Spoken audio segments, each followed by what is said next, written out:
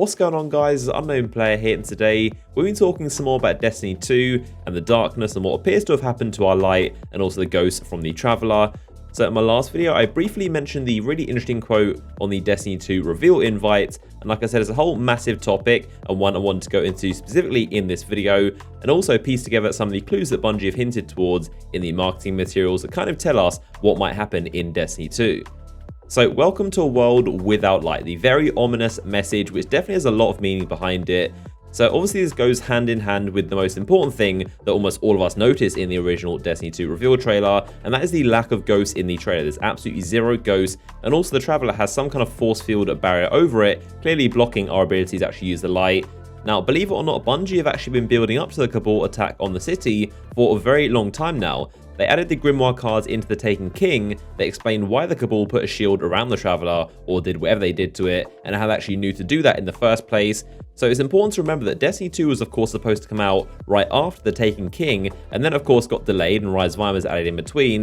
But the Taken King expansion was supposed to lead right into Destiny 2, so there are a lot of clues we can get from that expansion that explain what the Cabal are doing. So the obvious one is the Outbound signal mission, which I'm sure you guys know, where the last remaining Cabal sent a message about the Guardians to the Cabal Emperor, and now we know Gary is that response. But on top of that, there are also cards detailing the Cabal studying the Guardians. They're being obsessed with our ghosts, basically, and they call them tiny dead persons, and they note how every time they kill us, our ghosts bring us back to life, and that's really frustrating to them. They can never win in battles against Guardians, so they're trying to figure out how do we stop the ghosts and how do we stop the Traveler. So some Scion Flares actually discovered the Hive know details of the Traveler and how to take out our light. So that is why the Cabal actually decided to attack the Dreadnought, and the Emperor ordered them to capture Oryx so they can find out how to kill us and our ghost and the Traveler. But of course, as we all know, in that mission we played, the Primus does get taken by Oryx, so they lost that. But the Cabal since then have been trying to figure out for ages how to destroy the Guardians and how to stop us from resurrecting. But now, judging by what they've done to Traveler, they've successfully figured it out, and that is why this is a world without light.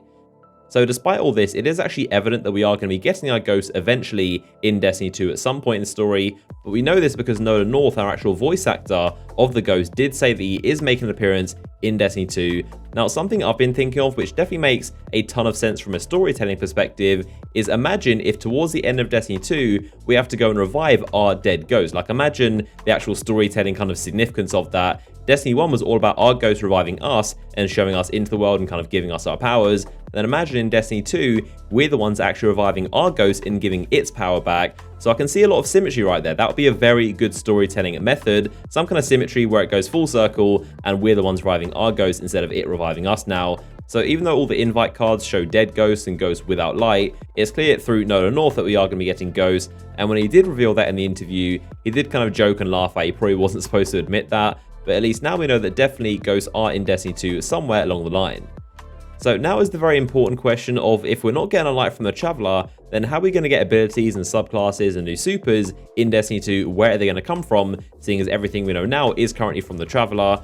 So something else from the Taken King expansion is that actually some of our powers right now are not from the Traveler or from light. And in fact, all three of those brand new subclasses that they gave us in the Taken King expansion aren't actually from the Traveler itself. So the Night Stalker bow, for example, that is straight from the Void, not the Traveler. The Sunbreaker Hammer, that energy comes from the Sun. And the Stormcaller, that comes straight from a Storm itself. So these three new abilities evidently are not from the Traveler, and they kind of set us up to be getting new abilities that are from other sources. And that's clearly what we're going to be doing some more of in Destiny 2, getting power from other places outside the Traveler, and of course its light. So now, of course, is the question of where are some of these sources we're going to be getting these abilities from. And once again, Bungie have set us up with some hints and clues as to where some of these places might be. More importantly, who these people are going to be. Because as you might know, there are a lot of characters in Destiny, and especially the kind of extended lore, that survive without Traveler's Light. And these are some very important characters that are clearly very powerful, and it seems we're going to be learning some tricks off of them. So the first one that they mentioned specifically for Destiny 2 is the character you might know called Hawthorne. So she is described as born in the city. Hawthorne left as a teen to seek a life of freedom in the wilderness outside the safety of our walls. She has survived for years outside the Guardian's protection and has come to learn her true purpose to provide shelter to humanity by helping them not only survive but lead a better way of life. So another character that could possibly help us and show us some dark and evil powers would of course be Eris Morn. She had her ghost killed and she's definitely been drained of her light, so she could possibly show us a bunch of dark and evil subclasses, and she even said that she knows some very dark and mysterious powers that she learned from Toland, including the one she used to take us out of that Crota throne world in that Taken King mission. So she definitely knows some really evil tricks and definitely some darkness infused powers, and possibly we could learn some of those in Destiny 2. Now, another one of those characters is the Warlock Osiris, who you might know, and the Speaker used to be his mentor, so they used to be together and work together against the darkness until they had some kind of disagreement and falling out, and Osiris was actually exiled and banished from the Last City, and we spent basically all of Destiny 1 earning his trust in the Trials of Osiris. That's what the event is actually for, earning his trust and proving who the most powerful Guardians are. So maybe after all these trials, he now considers us worthy, and will now teach us some of his ways and why he was banished from the city. Now, another one of those characters is, of course, the Stranger, who definitely has a lot of explaining to do. She said so herself that she is not born of the light, so she is evidently surviving clearly fine without it, so I'd expect we see something from her in Destiny 2. And there's also, of course, all of the Awoken in the Reef, so the Queen's brother and the Queen herself, who is not dead, and Petrovenge and Varys, all those people don't use light either, they're still very powerful, and those guys are all linked to the Nine. So there's clearly a lot of people in the Destiny universe who survive fine without the Traveler, and I think those are the people we're going to be going to in Destiny 2, and I'd imagine those are the people we're going to get our powers from.